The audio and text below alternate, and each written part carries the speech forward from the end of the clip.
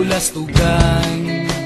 Hindi malilimutan ang asaran na merong pikunan, lalo na rin ang unang niligawan, unang kabiguan. At dyan nasiseryoso ang usapan, ang pagdadamayan ng tunay at tapat na kaibigan.